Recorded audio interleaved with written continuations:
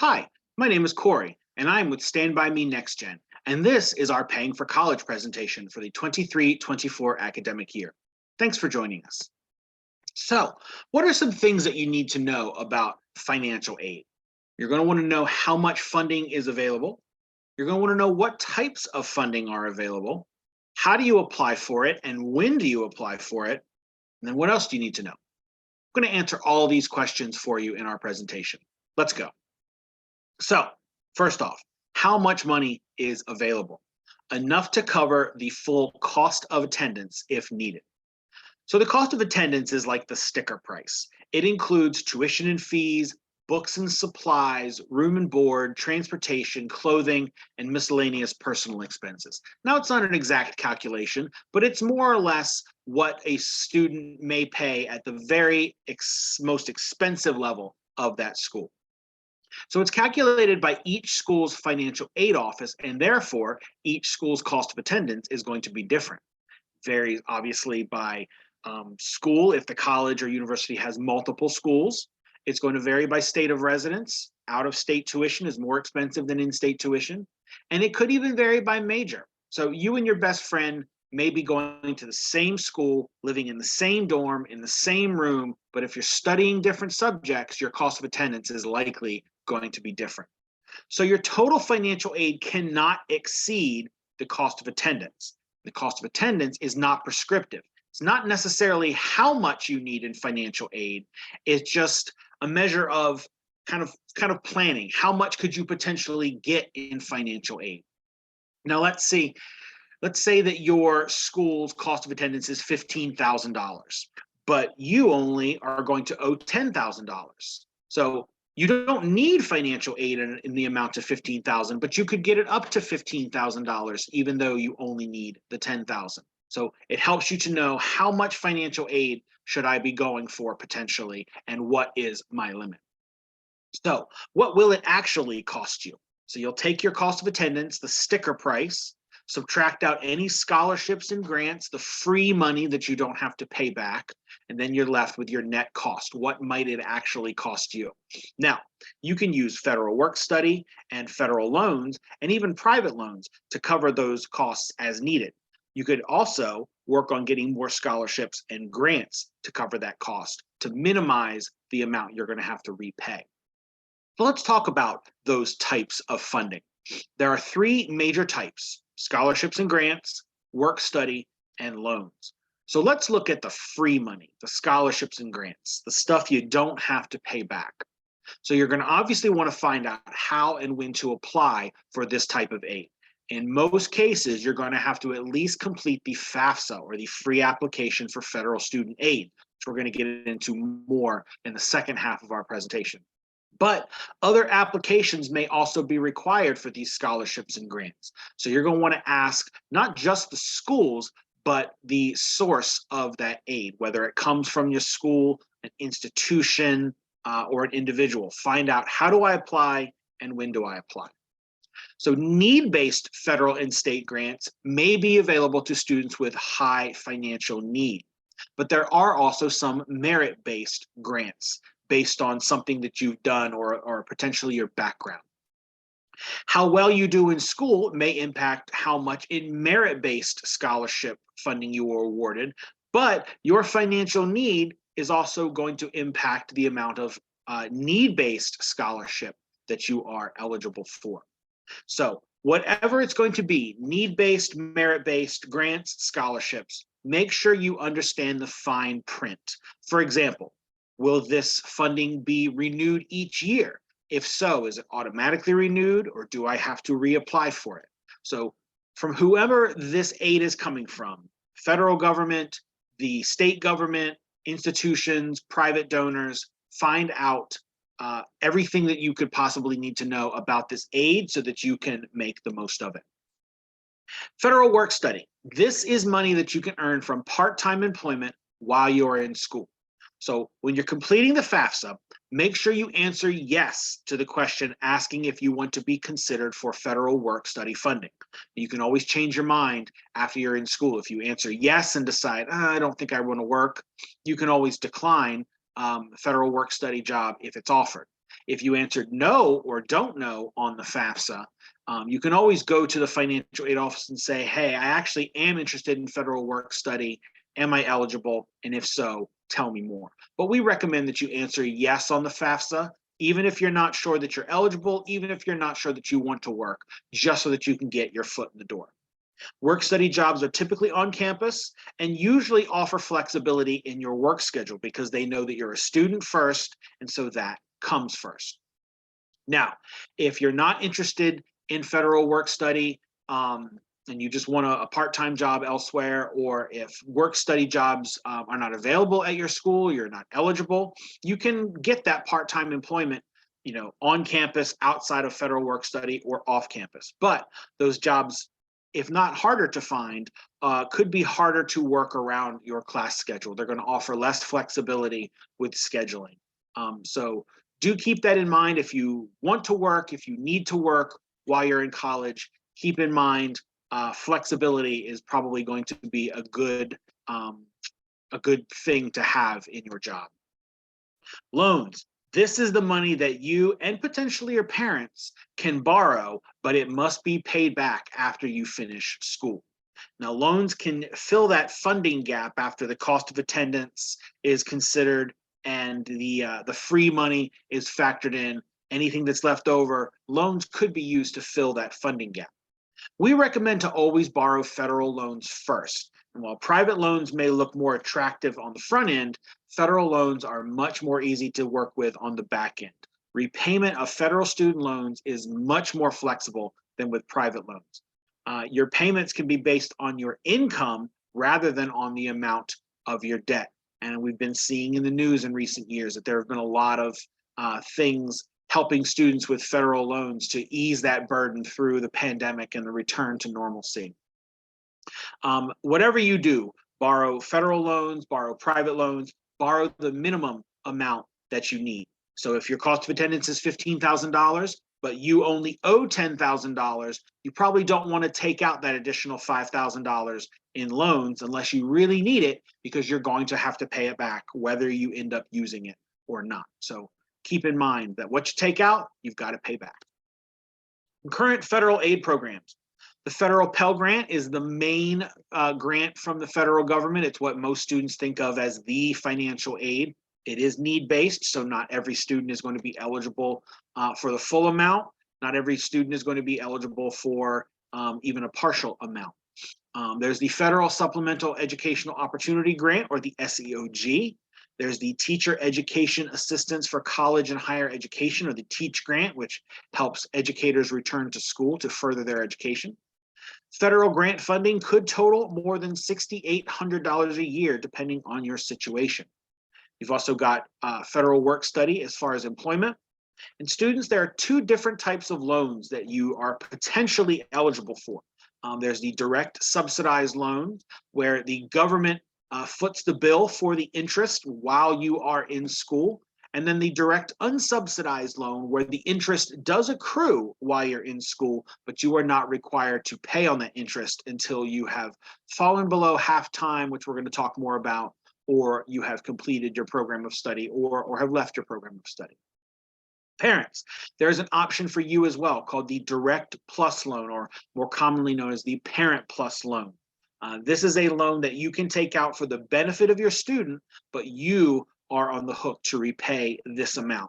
And it does not have the same ceiling as the student loans will. So the Direct Plus loan can help cover up to the cost of attendance if needed. Now, the state of Delaware has a lot of great financial aid programs for its students, whether you are planning on studying in Delaware or whether you're going to move on. And we're just going to cover the tip of the iceberg here, really literally just the very tip, but I'm going to give you a resource to help you explore the rest of the Delaware financial aid iceberg. SEED, Student Excellence Equals Degree. This is a famous scholarship in Delaware. It's kind of put Delaware on the map as far as financial aid offerings. This is a merit-based award for use if enrolled in the associate's degree or certificate programs at Del Tech, or in the associate's degree program at UD. It is a tuition-only scholarship for up to 10 semesters, and has recently been expanded to now include Delawareans 25 and older to allow them to get their associate's degree or a certification tuition-free. Great opportunity for students in Delaware. Del State has the Inspire Scholarship, very similar scholarship where students can get tuition-free education at Del State for up to 4 years. There are several memorial scholarships for students who wish to attend UD or Del State. There's the Charles L. Hebner Memorial Scholarship, formerly known as the Diamond State Scholarship, also a merit-based award for use at any college or university in the US. There's also the Scholarship Incentive Program, or the SCIP grants. These are need-based awards for use at any college in Delaware or as part of the academic common market. Now, like I said, just the tip of the iceberg as far as Delaware programs. More information about these programs and many more can be found at delawarestudentsuccess.org. So let me say that again, delawarestudentsuccess.org. They've got checklists to help students be successful through high school. There's information and resources on going straight into the workforce, on apprenticeships, on training programs. There's resources for undocumented students. And there is the Delaware Scholarship Compendium, which is an incredible resource. Students can search for scholarships by keyword, by category. Many of those scholarships are only open to Delaware high school students, whether you are studying in-state or out-of-state for your college career. Excellent resource that I recommend you get on top of as soon as possible. So, a couple of application requirements for some of those programs. You got to complete the FAFSA at fafsa.gov and submit it so that it's received by the federal processor by May 15th of 2023. So still time to get that done.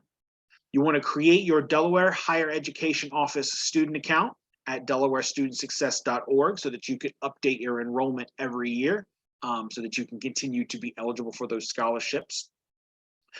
For the Memorial and the Hebner scholarships, there is an additional application which must be submitted online by 4:30 p.m. on February 24th of 2023. That application also available at delawarestudentsuccess.org.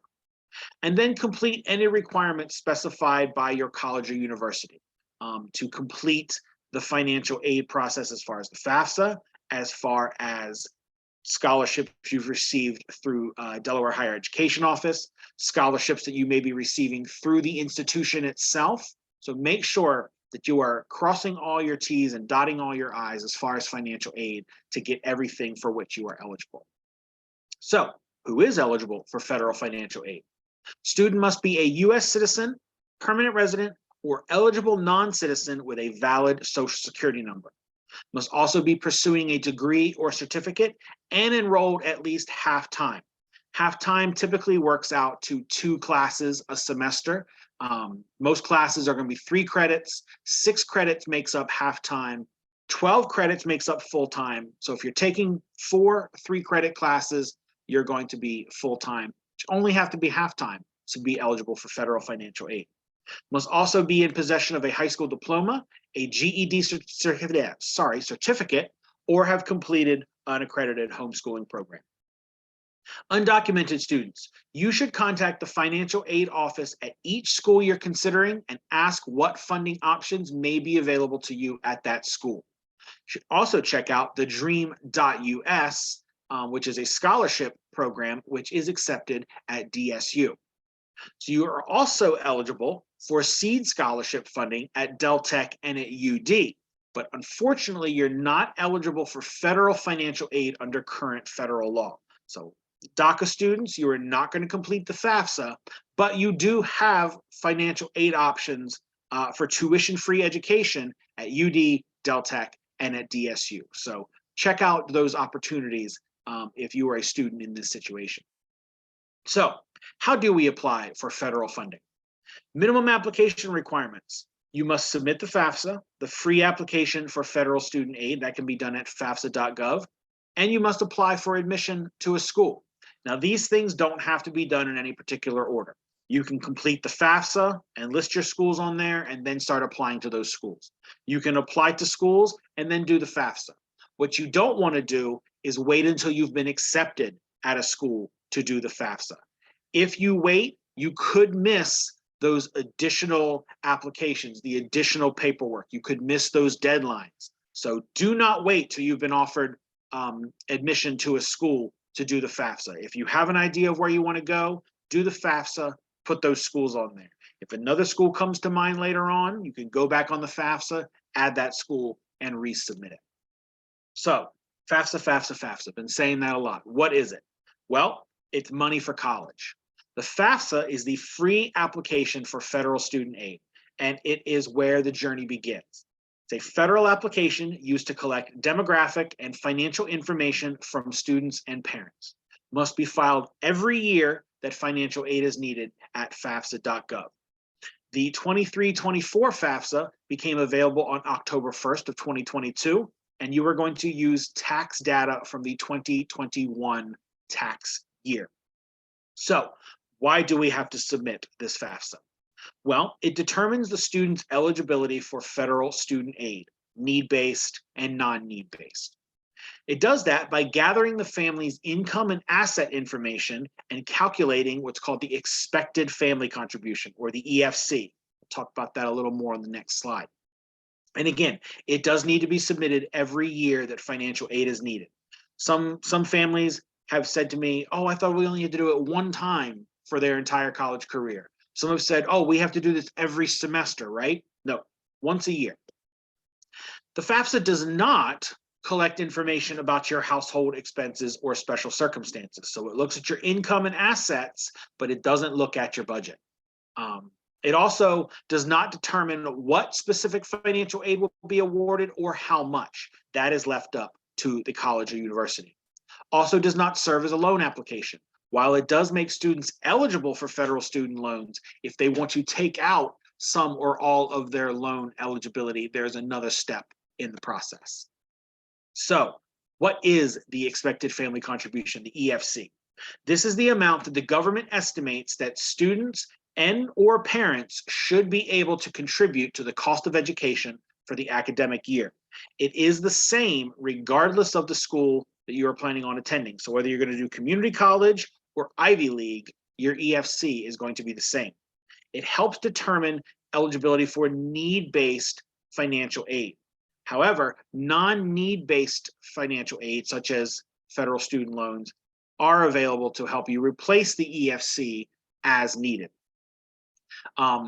So if the EFC is high and you're like, there's no way I can do this, the federal government does give schools leeway on their end to potentially recalculate the EFC if you have outstanding circumstances that don't have a place to be reported on the FAFSA.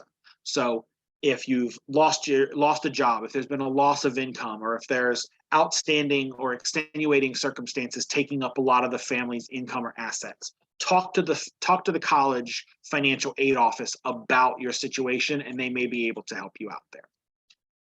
So what do we need to complete the FAFSA? Going to definitely need the student's social security number, and in most cases are going to need the parent's social security number if you are providing parental information and if the parents have a social security number. Parents who do not have a social security number can still complete their portion of the FAFSA, but are going to sign their portion of the student's FAFSA using the physical signature page and mailing that into the government. Student's driver's license is requested but not required. If the student is not a U.S. citizen, their alien registration number is required. Federal tax information, such as your returns, your schedules, W-2 information, that is required for parents and students if the students have filed their own return. Going to need record of untaxed income, such as child support received, interest income, veterans non-education benefits.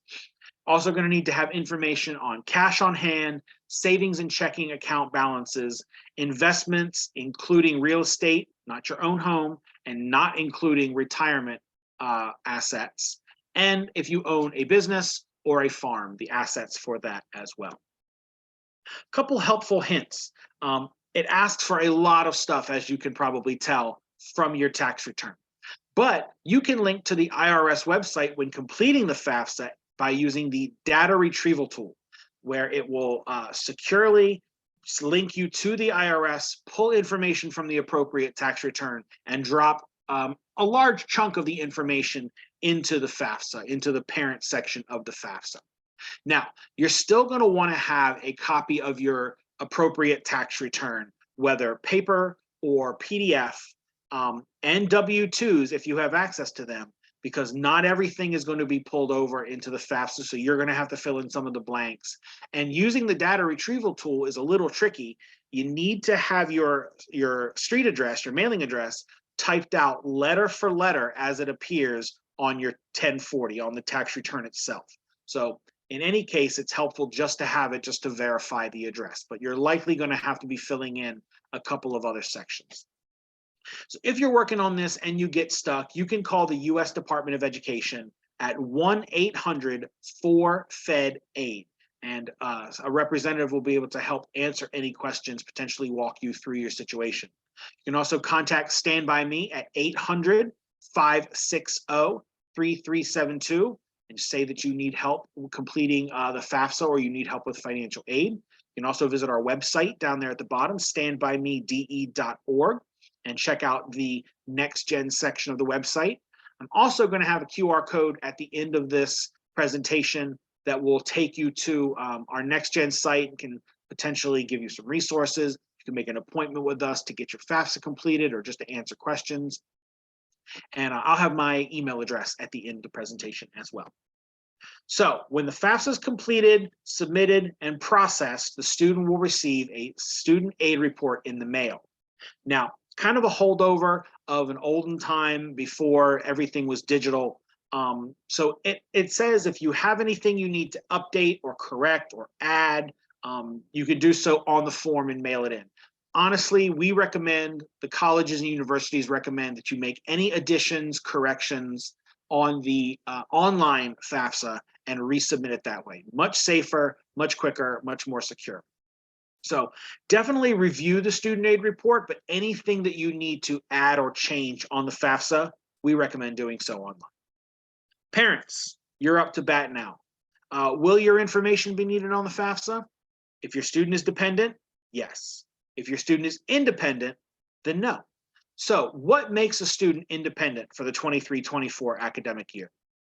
If the student was born before January 1st, 2000, if they are married or separated, if they are a graduate or a professional student, they are serving on active duty or are a veteran, if they have dependent children of their own, if they have dependents other than a child or a spouse, if they are an emancipated minor as determined by the court, if someone other than the parent or step-parent has legal guardianship as determined by the court, if since age 13, the student's parents are both deceased, they are in foster care or are a dependent or ward of the court, or if as of July 1st, 2022, the student is determined to be unaccompanied, who is homeless or at risk of being homeless. Any of these apply, the student is independent. So as you can gather, most high school seniors are dependent and therefore must provide parental information on the FAFSA. So what parent is going to go on the FAFSA? Who is the legal parent? Now, the legal parent is the biological or adoptive parent with whom the student lives more of the year.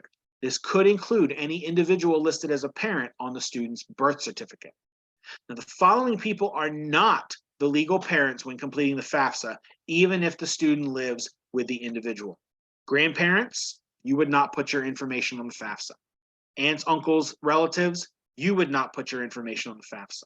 Foster parents, nope. Legal guardians, nope. Only the biological or adoptive parent. So are both legal parents required to provide information on the FAFSA? If the legal parents live together, then yes. If the legal parents do not live together, then no. Information must be provided by the custodial parent, the parent with whom the student lives more of the year. And if the legal parents are divorced and the custodial parent has remarried, information must also be provided by the step parent. So what if the student does not live with the legal parents or cannot obtain information from them? For example, parents' whereabouts are unknown, or the parents are not permitted to have contact with the student.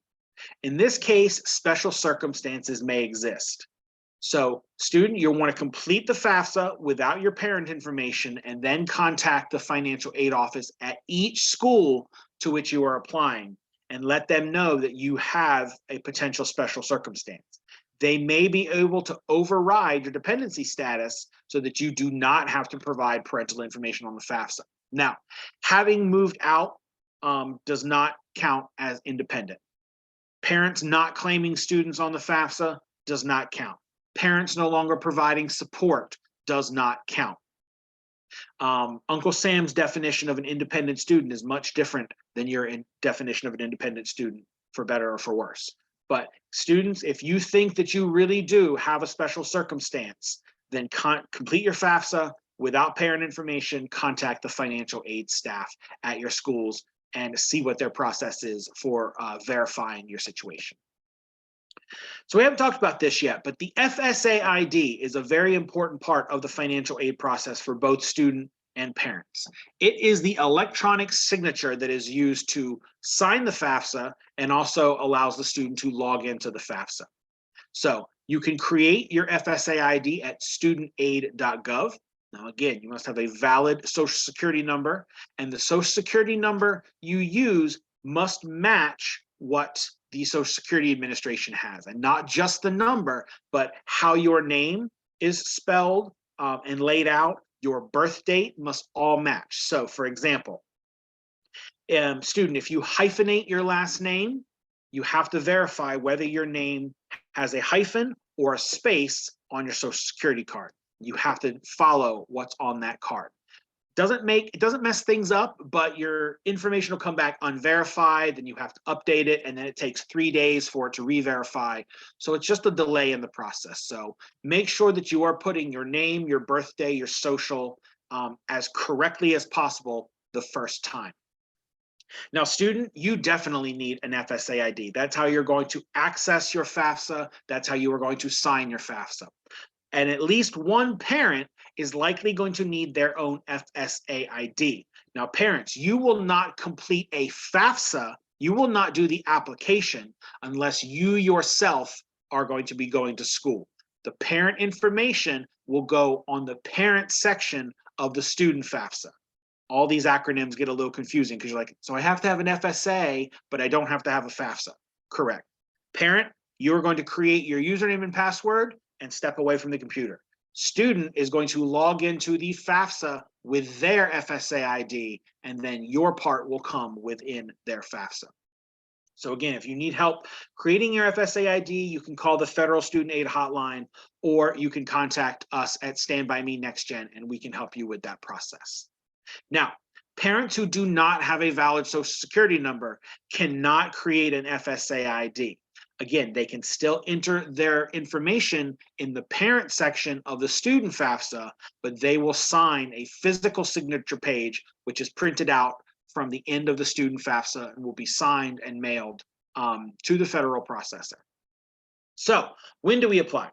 Again, do not wait until you've been offered admission. You could miss important deadlines established by the school you want to attend. Again, FAFSA has been open since October 1st, and it opens the October 1st of the calendar year before you need the aid. So if you're going to be a freshman in fall of 23, that FAFSA opened in October 22. The FAFSA that becomes available October 23 will be for the fall 24 academic year starting. And you're also going to need your prior year taxes. So for example, the 23-24 FAFSA uses 2021 taxes. The 24-25 FAFSA is going to use 22 taxes. So prior year taxes will be required for that. Final comments, home stretch. In summary, is money available? Yes, it is, but you must apply for it, whether it's the FAFSA or whether it's scholarship. How much is available? You can receive financial aid in an amount up to the cost of attendance, which includes tuition fees, book supplies, living expenses, and that's going to be calculated by each school in which you're interested. Types of funding that's available, scholarships and grants, federal work study, and loans. How do we get the money? At a minimum, you must apply for admission to the school and complete and submit your FAFSA.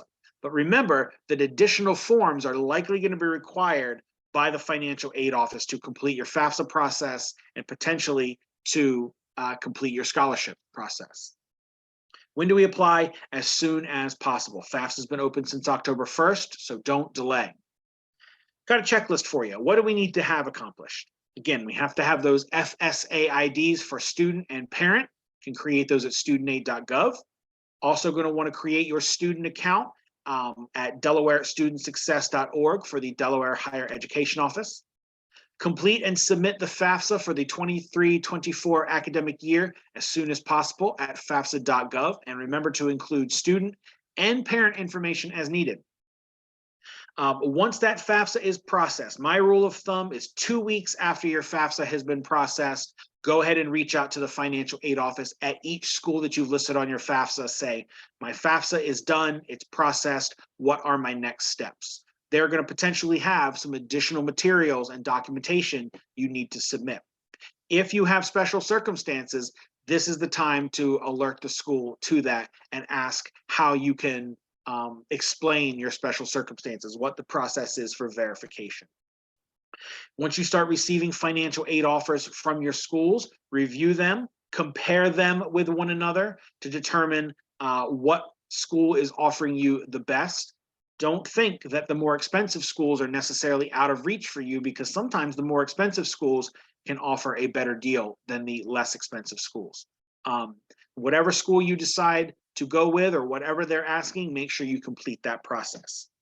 Apply for any federal loan funding that you may need as instructed by the school that you're wishing to attend, and continue to research and apply for privately funded scholarships. Don't forget that the institutions themselves, the colleges and universities, will have scholarships for which you can and should apply.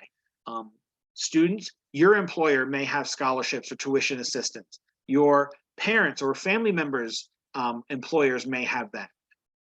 Go to delawarestudentsuccess.org and start looking there. Talk to your high school counselor about scholarships. If you or your family are part of any community organizations, reach out to them as well. The more scholarships that you can get, the less you're going to have to take out in loans or pay for out of pocket. So, how will you know what financial aid you are actually going to receive? Financial aid office will notify you of the types and amounts of financial aid you are eligible to receive as soon as possible after you have been admitted to the school and you have submitted your FAFSA and completed all other financial aid application materials. So make sure you follow the directions provided by the school to complete the process, including applying for any loans you may need to borrow. Some helpful tools to guide you along your way. The Federal Student Aid Estimator can help you discover how much you may be eligible for in federal student aid. And then the Net Price Calculator can help you determine what it might cost you out of pocket and how much you might want to work for as far as scholarships. College Scorecard, another federal student aid resource, can help you kind of give a grade to the schools that you're interested in. Are those schools worth the money that they're asking for your education? And you can also go and use the College Navigator just to help you kind of check all your boxes as far as your college search and your push towards post-secondary education. All great federal student aid resources there. For more information, always reach out directly to the college admission and financial aid staff. They are going to be the experts on their own processes. But your high school counselor is also going to be a really good resource to point you in the right direction and get you going down the road. So don't shy away from meeting with your high school counselor. Online resources, studentaid.gov is the go-to resource for all things federal student aid. Delaware Student Success, as I've mentioned several times, can give you some great checklists, some great resources, and of course, the scholarship compendium. If you have a military background in your family, the GI Bill could potentially help you out as far as funding for college. collegecost.ed.gov has those great resources on the previous page. And then standbymede.org, my organization with which I work. We can help you complete the FAFSA, do your FSA ID, point you in the right direction. We would love to help you out if you've got questions or need guidance or assistance. So paying for college begins today. Start your journey by completing the FAFSA, starting to work on those scholarship things, and working with the financial aid offices at the colleges you're interested in to get the process rolling and ultimately completed. Money is available, but you have to file the FAFSA. So be strategic, get on it now. So, as I said, this QR code will take you to our website, standbymede.org, to the Next Gen section. Here you can check out different things that we've got going on. We do free FAFSA appointments via Zoom, so you can make an appointment in English or Spanish to get your FAFSA completed, or even just to have any questions answered. We are still doing workshops and presentations in schools, so check with your guidance counselor to see when we might be in your school, or just to ask for one-on-one assistance with your counselor, or even to have them contact us and we can come in and visit with you at your school to help you get things completed. So scan that QR code for some valuable resource and assistance. So again, my name is Corey. That is my email address. I thank you for spending this time with me, learning a little bit more about financial aid in general and the FAFSA in particular. Good luck to you and best wishes.